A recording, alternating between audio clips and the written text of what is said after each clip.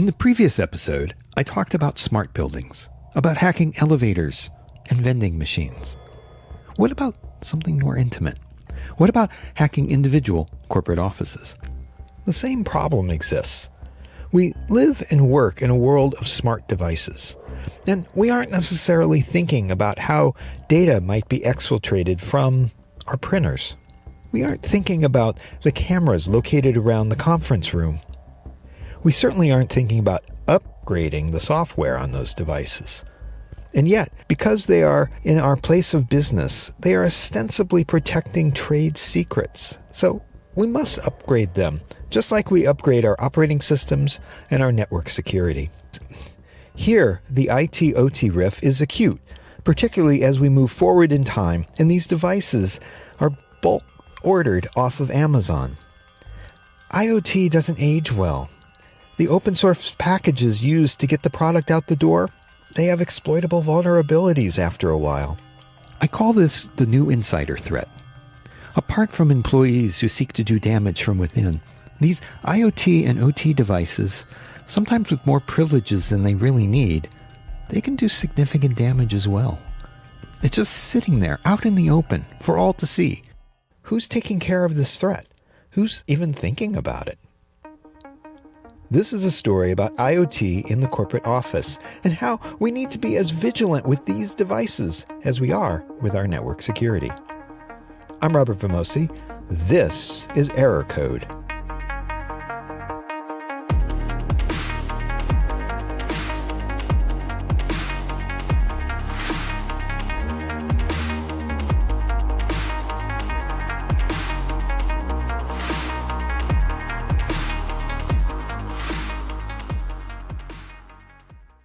I am John Terrell. I'm the CISO at Phosphorus.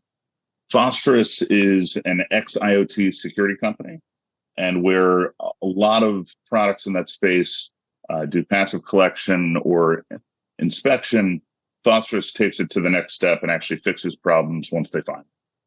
Ex-IoT. That term might be unfamiliar to some. So how is John defining it? So the ex-IoT term has kind of been the all-inclusive term that Gartner and others are starting to push to include IoT, OT, the Internet of Medical Devices, industrial devices, ICS, SCADA, like you name it. They're just looking for an all-encompassing term for it. I think that term is eventually going to transition to what is now starting to be called cyber-physical devices. And I think there's this kind of unique aspect to that entire category of kind of quirky computers, and that they're not just dumb computers that do this other thing. They're very specialized devices that have a physical real world impact. And that means that if you take them over, they can manifest in ways that are not just focused on data, but on a thing that has a servo or a moving arm, or that controls like your like water filtration. It does stuff in the real world.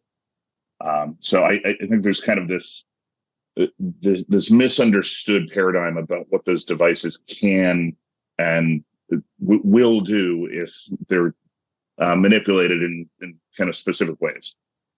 John said his company goes beyond the usual compliance checklists, and they actually fix things. Given that we're talking about various random IoT stuff, how would that work? So that's one of the things that's kind of different about Phosphorus. And I was first introduced to the company when I was the CISO of Point72, which is one of the larger the larger hedge funds out there. And initially, when I was asked by my boss, what is our IoT security strategy? I was like, I don't know, man, ignore it. Like, these are boxes on the network. We know that they're going to get popped. Let's focus on trying to understand our network better, understand traffic flows and segmentation and stuff like that. And it took me a couple of weeks, and I just had this epiphany, and I was like, oh, wait, I actually do care about this problem. This is a bigger problem than I had realized. And part of that had to do with my boss, the principal at Point72, is Steve Cohen, who some might know as the guy who bought the Mets recently. He also has $1 billion+ art collection, and he likes to show it off within the office. So at any given point, we had, call it 250 to 500 million in art on display at any given time. Now, we had monitoring services and physical security, but we also had cameras that were monitoring these paintings and pieces of art that were running 6-year-old firmware and had default passwords on. And what do you do when you have thousands of them? And that kind of led me down the road with phosphorus because, okay, I know I have this problem. There are other vulnerability scanners. There are other things that can kind of monitor the network and look for if someone's trying to actually exploit it. But what phosphorus would do is it would be able to interrogate those devices and then also to emulate what regular traffic looked like to be able to instrument parts of it like password change and firmware upgrades.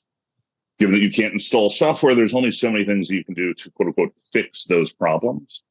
And it really made for an elegant solution that just, if I could buy my way out of a problem and it actually fixed it, this was kind of the thing that did that. So it fixed a not technically complicated problem, but one that gave a new kind of empowerment and tool for the folks that own those devices, which was never the IT team, right? This was never an InfoSec thing that you normally saw. It's facilities or it's corporate security or like outside of the financial world, it's your broadcast people in media. It's the OT team for like a manufacturing for like, it's stuff that like the IT team knows those devices exist and they might live on the same network, but they don't really understand what those devices do. So we needed something simple that we could drop in the hands of the folks that both owned the devices, but also could start to talk to everything because it wasn't just cameras. Once we went from cameras, then it was, well, can we do printers? Can we do phones? And that kind of goes down this slope to where we started off thinking, okay, it's 1,000 devices, and now it's 15,000. And in fact, for kind of white collar firms, we see it's about 3 to 5x the number of devices as you have people, which kind of makes sense, right? You've got probably a desk phone per person. You've got just this kind of general expansion of conference rooms and facilities and just all this other stuff. And it's kind of shocking how much more IoT is there than you actually realize. John mentioned printers, and I'm thinking how printers have traditionally fallen into the IT realm because you can network them together. Here, we're discussing the cyber-physical aspects. A printer, I guess it's both. It's on the network, but it's also producing something that's physical that you can walk away with. So, is it a cyber-physical device? I think printers are kind of this unique thing that when people are thinking about like device security and what are the risks of these, I think people are more concerned about, oh, can I take over a printer, install a backdoor, and use that as a point of persistence? And you can absolutely do that. But I think the more interesting components to it are some of the native functionality of what printers have. And when you start thinking about like print job languages and all these other expressive things that like you can turn on and off, there's a lot of things you can't. Just like the basics around PostScript, where you can actually connect and say, hey, instead of a regular print job, I want you to record every print job that you receive in perpetuity. And now I want to be able to download it. And like that's the point of the printer. It serves that purpose and it does it very well. But I think people kind of think about these more as, is this an extra computer that can be compromised? Not that it's a special computer that does a very specific thing. So I think that there's kind of an odd kind of weirdness that we have almost like a blindness to, that coming from the IT side, we think, oh, it's not that big of a deal. I can handle ransomware. I'm like, yeah, but what if that's the general counsel's printer? Does that start to matter? What if that's the head of HR's printer? And they go, okay, all right, that I'm starting to see that could be an issue. I don't care that it's just a rogue machine now. So for John, it was the art collection in a hedge fund where he worked that tipped him off to all these other devices within the office. After that, John began to view cybersecurity a little differently. Yeah, so I kind of divide the world into 2 buckets here. One is what we'll call kind of like device forward, which is these are businesses where the devices are in your face and core to your day-to-day business. So think manufacturing. You've got a robotic arm. You can't build the car without that arm. For like pharmaceutical, you're not going to be able to produce the drugs without conveyor belts and all sorts of sensitive, like sensors and dials and things to like titrate stuff. You see that in the healthcare with monitors, infusion pumps, all that kind of stuff. The oil and gas world, like you're not going to pump a gallon of gas without positive displacement meters and all sorts of other stuff. That world, if you talk about those devices going down, those devices being compromised, manipulated, there's a real world impact, and they get it because that is their core business. But that second bucket is what we'll call the kind of the white collar office employee, financial services, tech, law firms, a lot of media, like firms that sent a bunch of people home during the pandemic and said, hey, we don't need an office. We can get away with having people work from home. And by extension, I think they've kind of made this leap in their mind that every device that was in the office doesn't matter or is not impactful. And I think that's where we've got kind of a haves and have-nots of understanding what the problem is, where it's those device forward folks. Yeah, they get it. Like that is their core business. That is industrial control. That's utilities. Like that's all the people that realize it, but not the, oh, we've got cameras in the office. Sure, that's not a problem. I'm like, well, what if I can watch what's on your Bloomberg like terminal? Like, okay, well, so maybe that's a problem. Like, do phones matter? They're like, yeah, probably not. We got away without having desk phones. I'm like, what if I can listen into the CEO's phone and like hot mic that, or the board room in the run up to earnings? And they're like, okay, fine. Yes, I guess that's a problem. Like, there's kind of a pulling people a kind of forward to get them to understand, oh yeah, that's a problem that I kind of didn't want to have to address today. And I think that's where a lot of the kind of IT world is with regards to this bucket of kind of XIoT devices. We know it's there. We're hoping we can ignore it long enough. These are devices that we're hoping that we can ignore long enough until someone fixes the problem for us, right? We're just hoping to kick the can down the road, and ideally somebody else will come in and take this off our plates, or at least not push it onto our plates. So in terms of attacks, there's a couple different things we can discuss. We'll start with ransomware.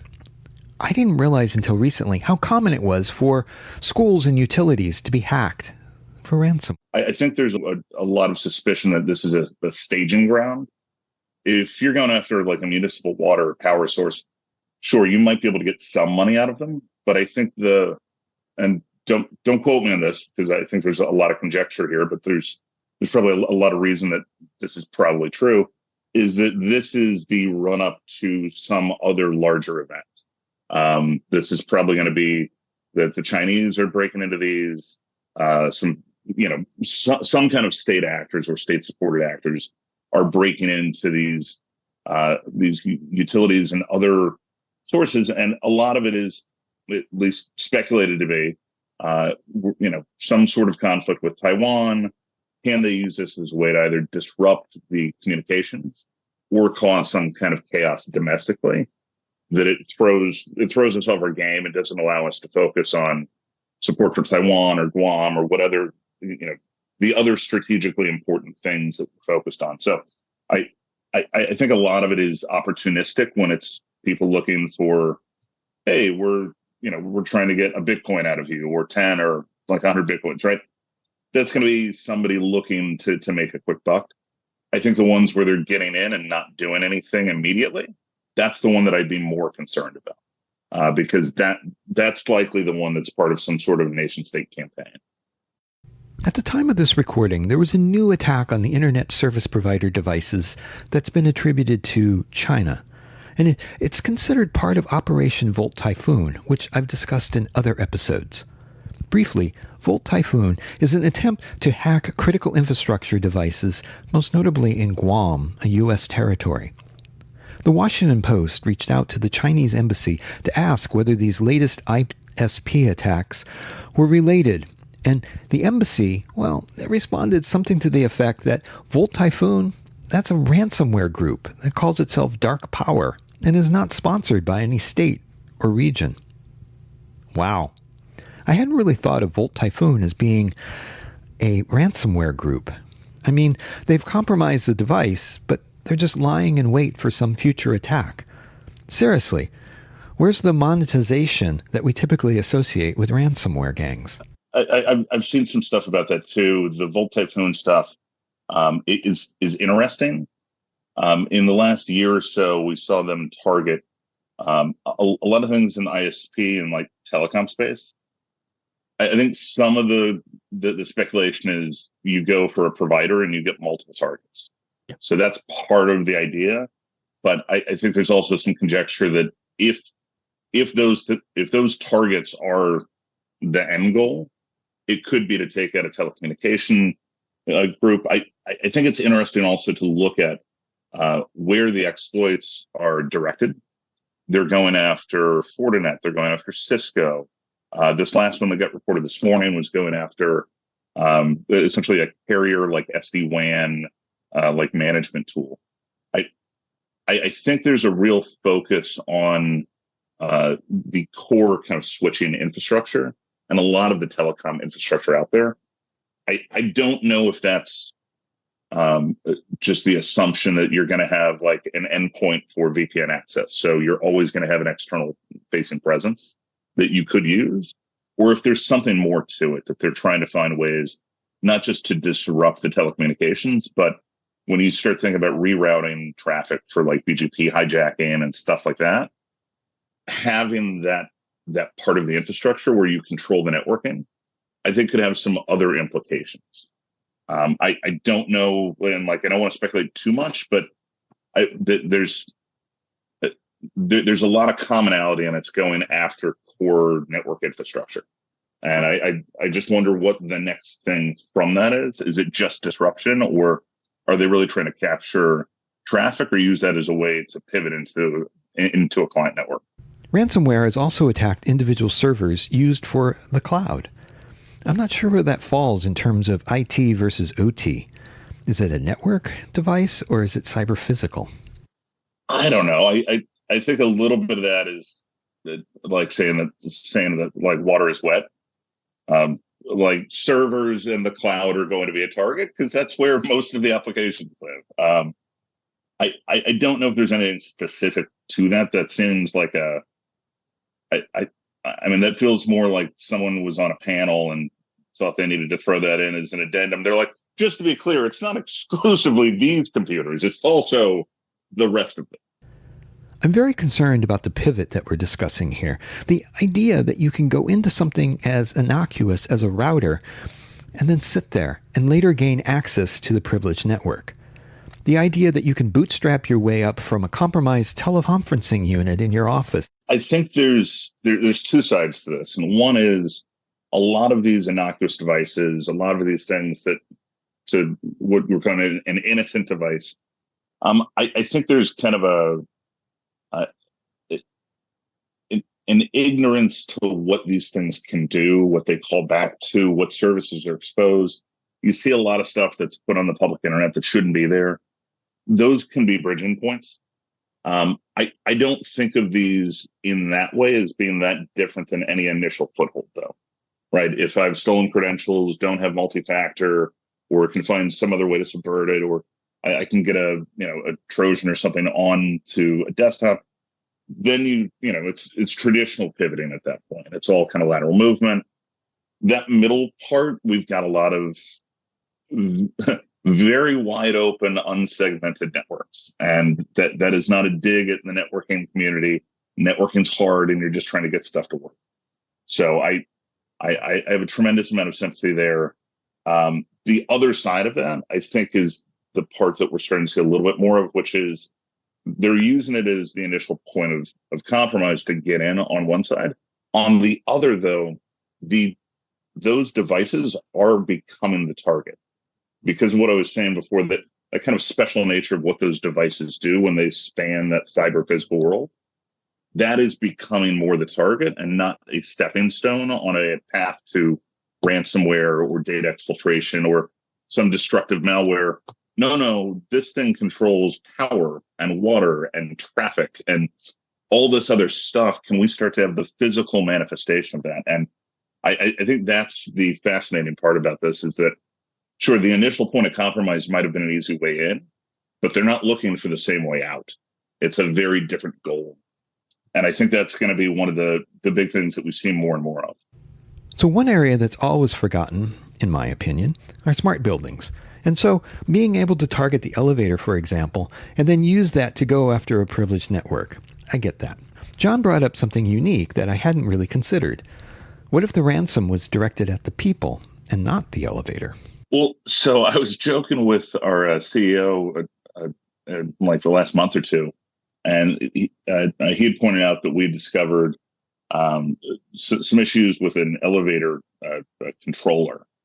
And it wasn't just that it had default passwords, it's that you could reset the administrative password without a password.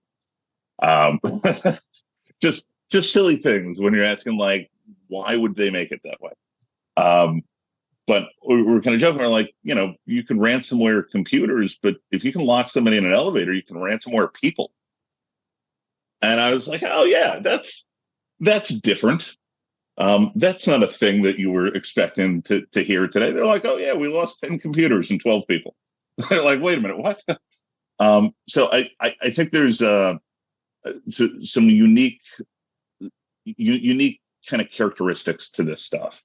So the cat's out of the bag with IoT. It's vulnerable. It's a mess. So what can be done about it? John mentioned that his company can mitigate some of the vulnerabilities in devices. In episode 24, I interviewed Sanu Shanker, the vice president of product at Phosphorus, and he explained exactly how the company goes about solving this problem in much greater detail. My point now is that there are billions of devices already out in the field. So how do we start to secure them? I was going to say, like, I think the stats that we're working off of and some of our marketing literature is like, there's like 12 billion computers, 7 billion people, but there's like 53 billion IoT devices, and that number is only going up, and the number of computers is going down. It's a bananas number that doesn't compute until you start to realize everything is an IoT device now. Again, with all those devices out in the field, how do you reverse a culture that has been producing these devices without thinking about admin passwords or without thinking about basic security controls? How do you start to reverse that, given the numbers? I don't know how to fix that at scale from the producer side. I think you've got such a fragmentation from the operating system and the software stack. Now, I say a fragmentation. Most of it's BusyBox, so it's not that fragmented. But there's so many variations of these devices, and for the corporate world, that makes our job a little bit easier. For the consumer world, though, that is, I'm not going to say it's an intractable problem, but it's one that really requires either some kind of standardization of like the platform, the protocols, like expected behaviors. The corporate side, we've found that there are essentially kind of these kind of generations, or these it's what we call a genus and species model. Essentially, if you're Hewlett Packard, it doesn't make sense for you to regression test across 10,000 different versions of software. But you might have 10,000 different versions of printers. One might have a different dial. One's got a different, a country code that it does something for. They're all variants, but you've only got about 5 like classes of software that work for certain types of devices. So you don't have to worry about trying to build 10,000 pieces of software. You only build, the 5 different classes of them. And then, it makes the adjustments and tweaks for each kind of minor version. That tends to be the case across the board. It just doesn't make sense at scale to provide so many different devices with such different software. There'd be no way to manage. So I think there is a way, kind of from the corporate side, where it's tractable. It's bigger than a breadbasket, but it's not so big you can't get your arms around it. The consumer side is just its own different thing, and it becomes kind of an almost like exponential problem, and that the discretion from the consumer side, they will go and just buy the cheapest thing possible, or a thing that just gets the job done. And a lot of times you're going to suffer quality. A lot of times you'll end up with some stuff coming from foreign countries that, depending on the mission statement of what it's for, you shouldn't be installing in the first place. There's a lot of devices out there that were not really meant to be critical, and I think they've turned into critical devices. One of the things that I think I've got a slide or a screen cap of it somewhere is like someone who took an RSA secure ID token and put a webcam pointed at it so that they didn't have to physically be there to read off the numbers so they could get to it from home. There's going to be a lot of stuff like that happens. I think that's more on the consumer side, but there's just a lot of nonsense where, given the access to these things, they're cheap, they're easy to install, they're up and running fast. People are just going to plug them in, and it's not going to be the technically savvy folks. It's going to be the people that just want to get the job done fast. And toward that end, the IoT devices used, they take very inexpensive chips and somehow get their devices to work. Now, those inexpensive chips, well, they have tremendous compute power. And so I think you have this triple threat where you've got these poor quality devices going out into the field, and they potentially have great compute power, but very few security controls. Yeah, I think that's partially it. Some of these devices are still very cheaply powered. They're skimping on like memory, where the latest generation, I think of like a TP-Link a router is capped at like 16 megs or 8 megs or something like that. Like Flash is free at those levels. So like, could they put on more? Sure. The compute power, I think the compute and the bandwidth are two of the externalities that we don't talk about from the specialness of the device as much as we do for being able to consume resources. So whether that is to crunch on cryptocurrencies or to just saturate bandwidth for giant distributed denial of service attacks, like those two components, I think, are what make the devices almost less unique and more generic. It's the special nature of them that I think the folks that exploited stuff for the compute or for the bandwidth lacked creativity. And that there was probably a whole lot more destructive stuff that they could have done with those devices that have that kind of cyber-physical kind of crossing. So we've circled around the uniqueness of IoT and OT devices. I'm wondering if John can articulate how he defines these devices as unique. So the uniqueness really speaks to that cyber-physical divide, right? That we're crossing this chasm from, we're not just there to compute things or to push bits. We have a physical, real-world manifestation of some physical act. So that can be, the actual plunger and injection piece for an infusion pump, right? Like if you cock that plunger back in the wrong way, whether it's done through, a software means or just physically doing it, you can introduce an air bubble, right? That's special. I don't know a lot of computers that can introduce air bubbles into people's like an intravenous line. That's not a thing that we were thinking about when we came up with like Quake or Microsoft Excel. Like that wasn't part of the threat model.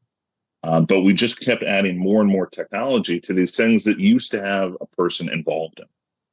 It used to be a switch for, do we turn off sensors to look for bacteria in a wastewater treatment plant? Well, we've got 1,000 sensors. We'd have to go around and turn them each one. Well, now can we just turn them off from one spot? All of a sudden, our sensors are off, or they're sending us bad data. There's a unique aspect to that. The example that I had from the like hedge fund world, cameras. The cameras are great, but it is some movie magic when you just log into the thing and the only control it gives you is a pause button. I mean, that's a unique thing. It's not what we were traditionally thinking of when we thought about, an iPad that I can watch like YouTube. It doesn't control people's lives. And whether that's cars or planes or things that travel, a lot of our world is controlled by these unique devices that when they put a computer on them, they did not envision that they'd, be accessible via the public internet. That's for damn sure. And they didn't envision that people were going to be able to tamper with these things. So they just didn't get the vetting or the foresight, which is the success of technology, right? We make it cheap and easy to adopt, and it's going to go in everything, regardless of, whatever guardrails we hope we put up in the future. And if you didn't get them in when you first started, it's not going in later. So we're all constantly playing catch up on that. With cameras, I'm thinking of the Mirai botnet and the related DDoS attacks. There have been a lot more of these examples where surveillance cameras have been used to mount attacks, right? Yeah. There's a lot of stuff out there. I think Mirai is still around. I think it's still cranking out like a terabit and a half a day, or sorry, a terabit and a half a second. It's still there. There's still a bunch of, cameras that people just plugged in that are all phoning back. I don't know if we're going to see anything for DDoS like that again, but it's so easy to find this stuff. I'd be shocked if you're not. And it's not like these are savvy exploits. Like these are not complicated things to pull off. This is, I got a default password. I logged into the thing, and I was, dropped into a shell or was able to upload something, and it just kind of worked. It's not savvy exploitation that you've got to do a DEF CON talk on. It's a couple of minutes of screwing around and you accidentally get a shell. I think there are enough devices out there that this is definitely doable, but I think people would just have to question what the motivation is at that point. If it's not mining cryptocurrency, is there a lot of money in DDoS? There's disruption to it. There's things that are, uncomfortable, but no one's offline permanently from it. Right. So I think if someone's going to dedicate the resources to something with that kind of widespread impact, with that kind of coverage, they'd probably use it for a better reason, or at least I would hope so. But that better reason may be way more destructive. So let's go DDoS botnets. I guess what I'm surprised about with these IoT attacks is that they haven't really left the realm of surveillance cameras and gone on to other common devices in the cyber-physical. Or have they? That assumes that it hasn't. It just may not be used for distributed denial of service. A lot of this stuff is so vulnerable. The bulk of the devices that we see all have default creds on them. The firmware is old enough. You've got some kind of a vulnerability. And if it's not one specific to that device, just look for anything that was before like 2014, 2015, and you can use shell shock or any of the other kind of ubiquitous things. So I think there's probably a lot more mass compromise than we've seen. But one of the problems with this kind of XIoT world is we can't install software on it. So we don't have our agents. We don't have the kind of log collection that you want for really in-depth investigations. Some of the devices you can pull logs off of, but really you're kind of looking at behavior, baseline monitoring. You're trying to make sure that it still functions. That may still function even though it's doing some stuff in the background. So I think there's definitely a belt and suspenders approach to it where you've got to have an understanding of what's going on. But just because we're not seeing it as a distributed botnet doesn't mean it's not sending something back. One of the problems John and I agree upon in this conversation is that we as an industry are not doing enough to fix the underlying IoT problem, which is the devices themselves. Secure by design, whatever you want to call it, each point along the supply chain needs to be hardened and secured. And that includes IoT devices, which may be peripheral devices in an office, on a desktop, but nonetheless, they're interacting with the main network, if not the internet beyond. I think there's definitely something to the kind of unique nature about these devices. And not to harp on it too much, but I think one of the problems that we've had when we think about this is we've tried to protect ourselves from the devices, but we don't actually protect the devices themselves, right? We try to firewall ourselves off For passive monitoring, we're looking for attacks going one way or the other. We don't actually care about those devices as much as we think we're ring fencing. We're not actually fixing the underlying problems. And I think that's just, it's emblematic of kind of the cultural and technical drift between IT and whoever owns those devices. And they kind of coexist and cohabitate on a network where everybody kind of tolerates each other, but doesn't actually want to work together to make sure that it's kind of shored up and that one side is not attacking the other side. So I think there's definitely a weird thing where like the IT world wants to ignore that this kind of XIoT bucket of devices even exists. And when you start to talk to folks at like a municipality and be like, hey guys, we found all these PLCs. And these PLCs have a bunch of vulnerabilities and default passwords and all that stuff. And they're like, that sounds bad. Like, yeah, it does. And then we're like, so what do those PLCs do? And they're like, we don't know. That's part of the water department, though. So we think it's probably important. And they're like, well, who would answer that? And they're like, we had a service install them. We don't know who would know what they do. And it's kind of fascinating that they're used to IPs, ports, protocols, servers, their SCCM world, and the Linux admins, all that. And when they're faced with, we know they have to be on the network and we know they're important, but we don't know what they do. And we don't really have the bandwidth to go figure it out. So I think that that's one of the uncomfortable sides of this, which is you've got a bunch of people that are well-meaning, that are not well-resourced, and there's no guidebook for the other side of IT that they didn't tell you about. The IT that's not your IT, but lives on your IT. And I think there's more and more that places can do to kind of educate just the firm as a whole as to what these things do and like where they are.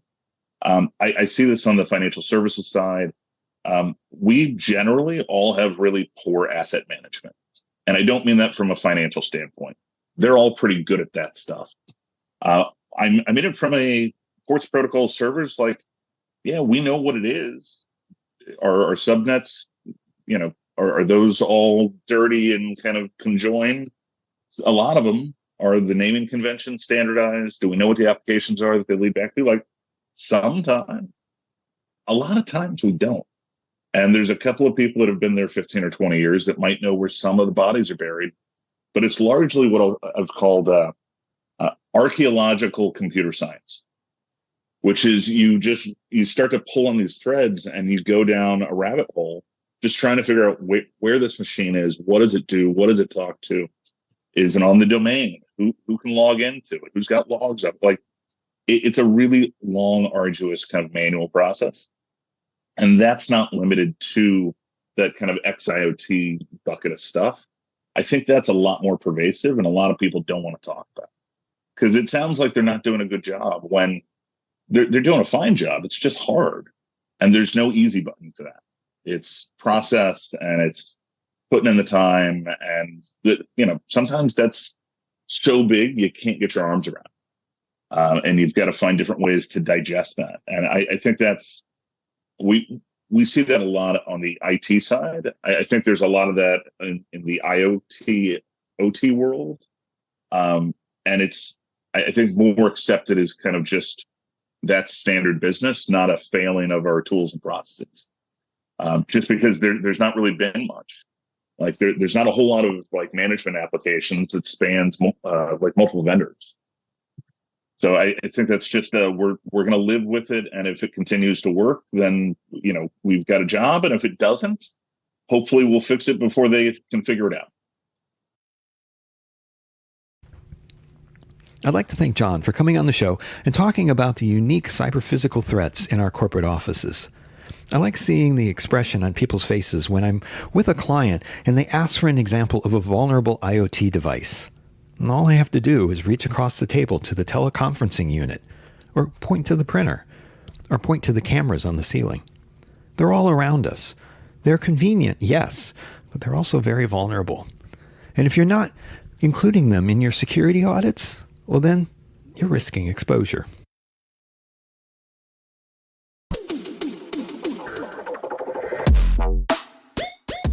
Hey, if you're enjoying Error Code, tell a friend. I'm sure there are other people out there who like narrative information security podcasts. And I'd really like to hear from you. Join us on Discord. Search for Error Code Podcast to join the server, or go to errorcodepodcast.com to get more details. And tell me what you like, and even what you don't. I've got some great shows coming up, including keeping the lights on in Ukraine, hacking cellular networks, and hacking critical infrastructure. Subscribe today. I don't want you to miss out.